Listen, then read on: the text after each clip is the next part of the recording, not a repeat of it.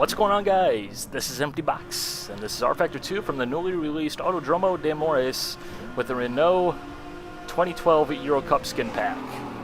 AKA, how many cars can we pass into turn 1? Be a hero. Make it spectacular. All day, every day.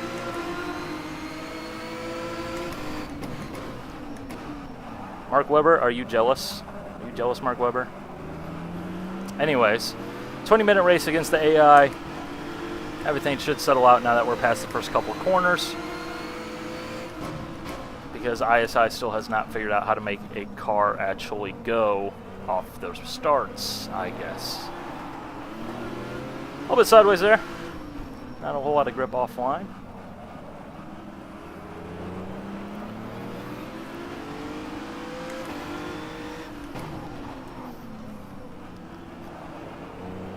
This track is definitely one of those tight, twisty, club-style circuits, which really is kind of unfortunate because it kind of limits the cars that you can realistically run. I mean, obviously you could run a Formula 1 car here if you wanted, but I think most people would agree that wouldn't be all that much fun. So, cars like this, the Clio, Skip Barber, really pretty much what you're looking at running here. I think that the Corvette and the Camaro would be a little bit too big for this circuit.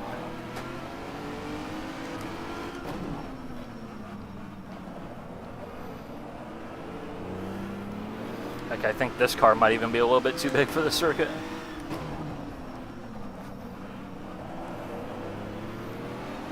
But it is a fun circuit. Reminds me a lot of Verano, which is a extraordinarily popular rFactor mod track. That was really one of the best tracks available for rFactor. It's got that same twisty nature, same tight, compact layout.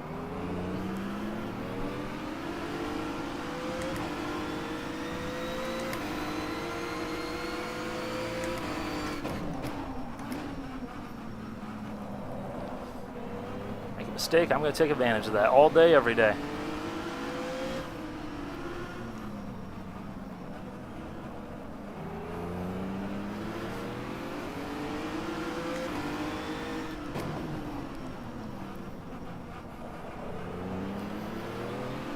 This is a pretty fun little circuit, though. Visually, it looks tremendous. I know someone's going to say, because it's an rFactor 2 video, oh, it looks like a PS2 game. No, it doesn't look like a PS2 game. Unless by PS2 game you mean Gran Turismo 4 Tourist Trophy, which both of them still look pretty darn good today.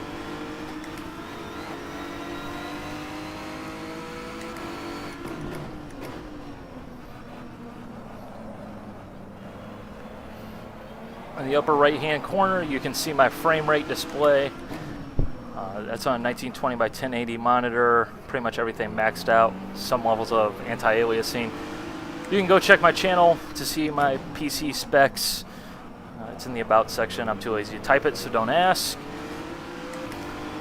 But basically what you need to know is, for baseline, pretty much about the same as Silverstone, maybe a little bit better.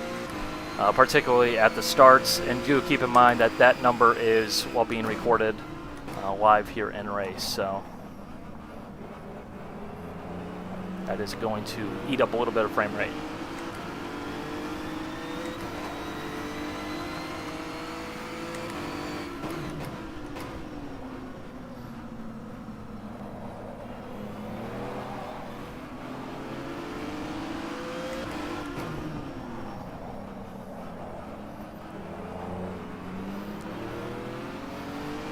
So we got a really tight race here.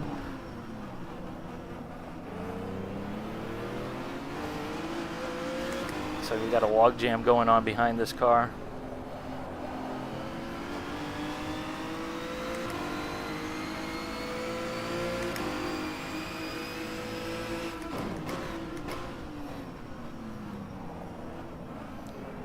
They're just really good into that hairpin, but they're slow everywhere else, it seems.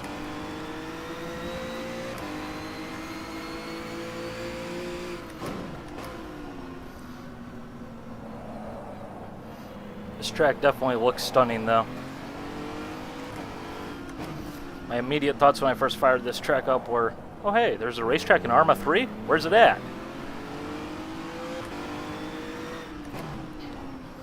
This track is obviously based, or located, on the island of Sardinia, I believe, off the coast of Italy. So it's got that same Mediterranean feel, which is definitely unique within rFactor 2.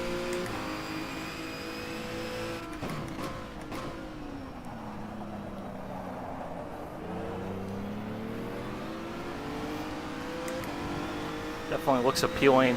There are a couple more layouts. There should be a longer version coming eventually, in addition to this short circuit that's currently available, which should hopefully open up more cars to race here.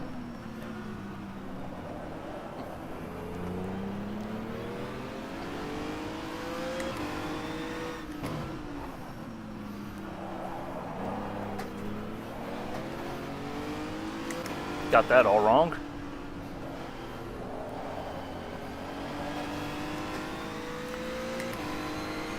Just constantly doing something around here.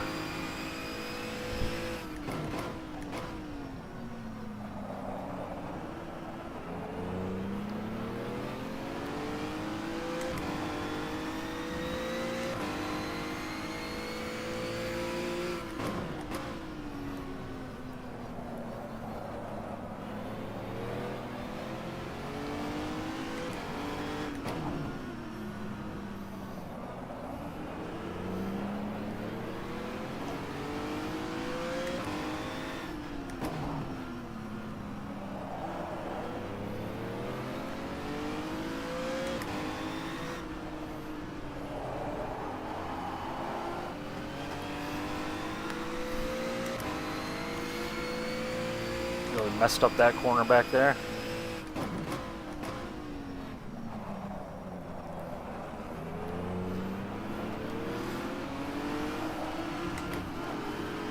He hit me! He hit me, man!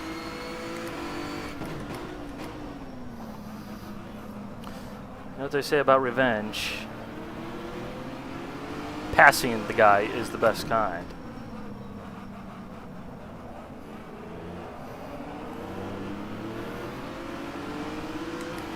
Or being passed, because all of a sudden everybody's all piled back up again.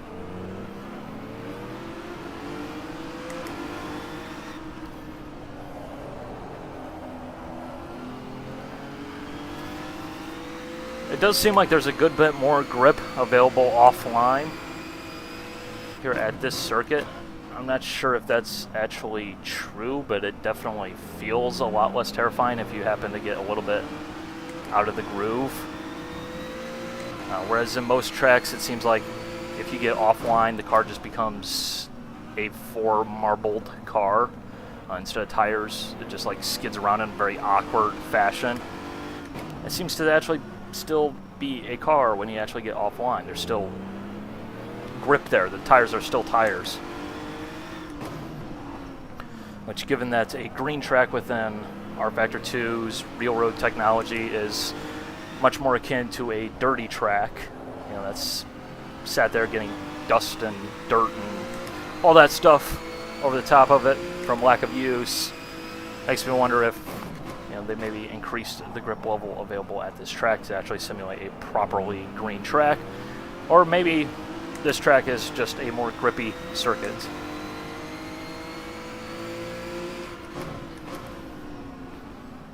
Obviously, things like the tarmac type and all that stuff is going to have an effect on the grip level of a circuit.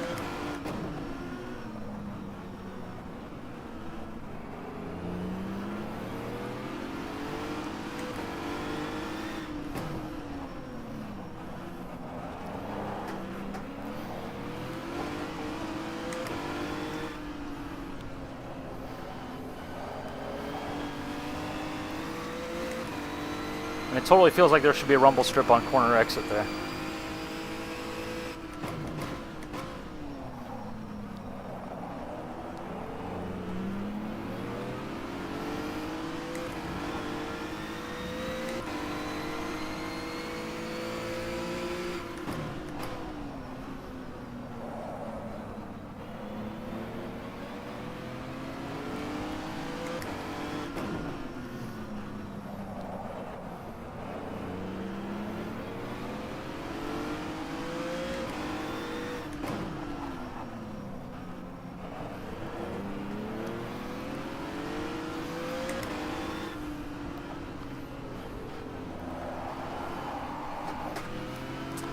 That was kind of weird. It's all of a sudden random grip loss, I guess, but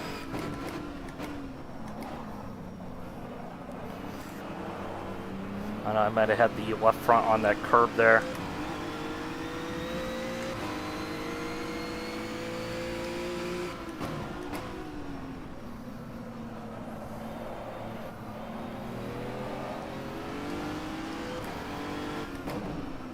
It's definitely a fun circuit, although I feel like it needs something like a Mini or a Porsche 911 to really complete the package.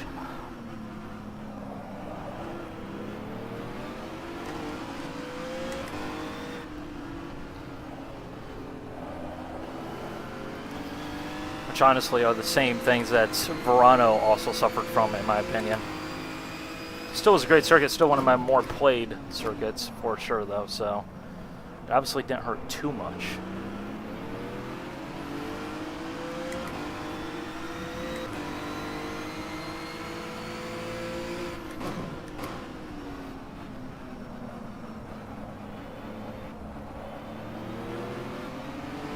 And have I mentioned this circuit looks fantastic?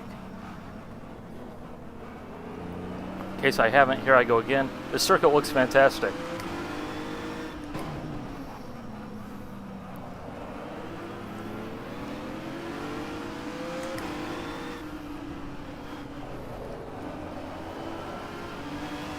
See, ISI, you don't have to make meh looking content here in 2013. People are complaining they can't run it. They need to step into the 21st century and get a decent PC. If you're going to have a top-of-the-line simulation software, you should expect to have a top-of-the-line system requirement.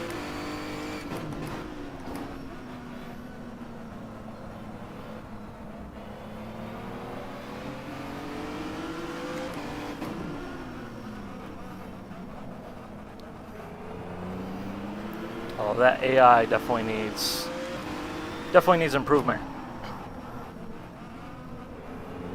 Because now they're suddenly going 3 seconds a lap slower, it seems. Just out of nowhere. Because I guess they feel like it.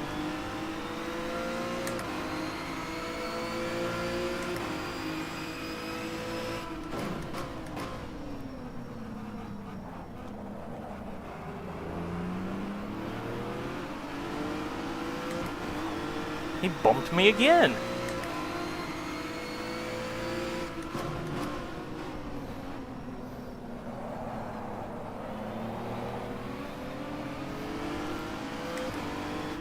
I think that's the same guy who bumped me the first time around. He's a dirty racer.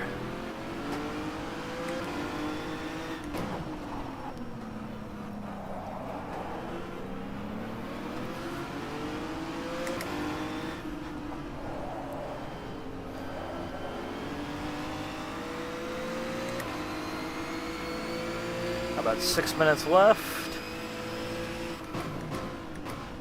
It's probably about 8 laps or so.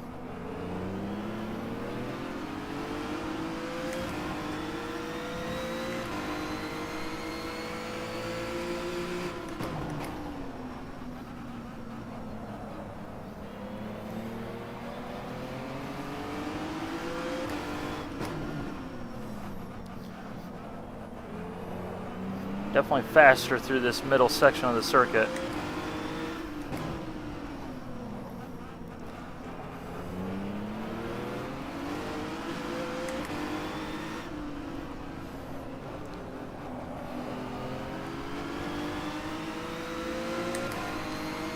Yeah, let's see what we can do.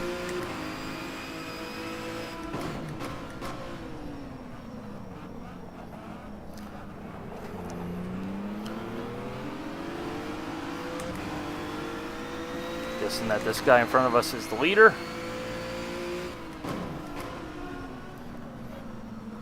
So I think we should pass him.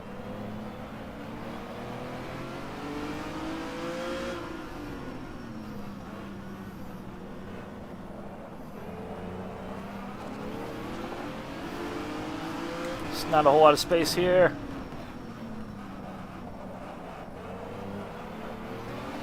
And we're through.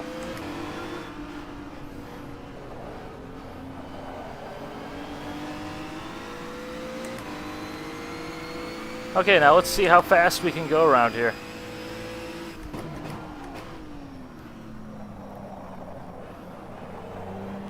And watch the AI suddenly pick up 0.3 of a second per lap.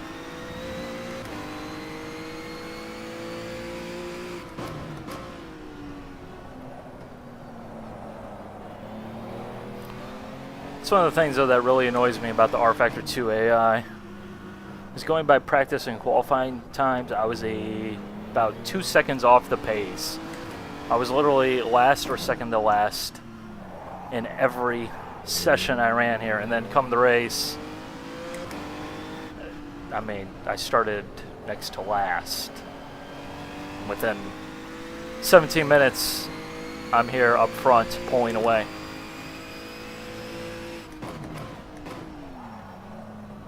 It's not like I suddenly found 3 seconds of pace somehow in the race.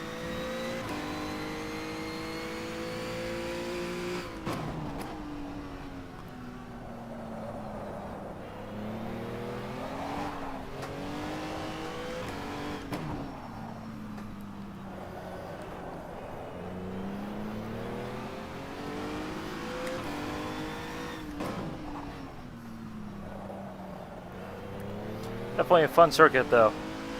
It's like a never-ending series of turns.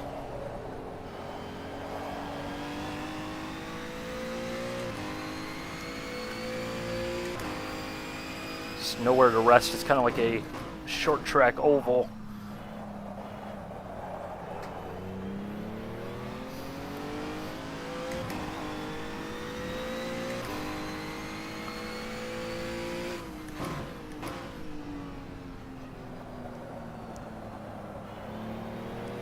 Bit of a different line through there.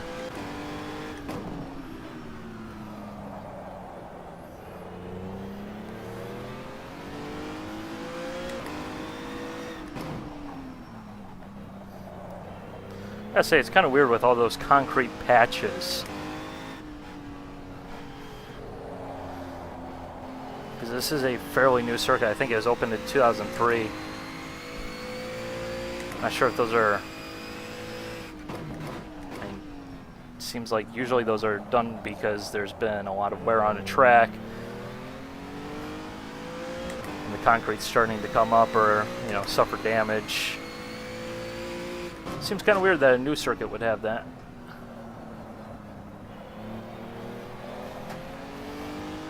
Especially all over the place like this thing. I'm sure there's an interesting story behind that. Especially here with this.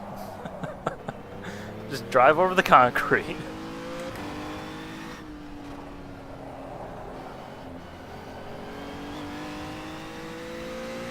It'd be really interesting if pavement transitions actually mattered.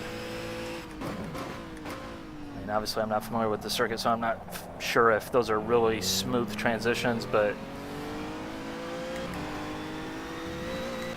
usually concrete to asphalt transitions will upset the car because it's never going to be perfectly smooth.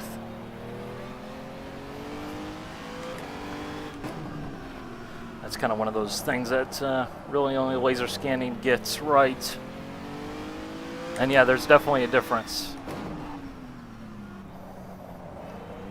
Yeah, I know someone's going to complain that I even brought this up, but for example, iRacing Sebring compared to any version of Sebring anywhere else, just an entirely different track. They have to drive in an entirely different manner. I mean, and that's just purely because of the transitions into the corner from a relatively smooth pavement over down to the hard, bumpy concrete. Although, of course, that is a extreme example. Pretty sure this place is not anywhere near as bumpy as Sebring. Again, I'm not even sure that's actually physically possible to be as bumpy as Sebring. You'd actually have to try.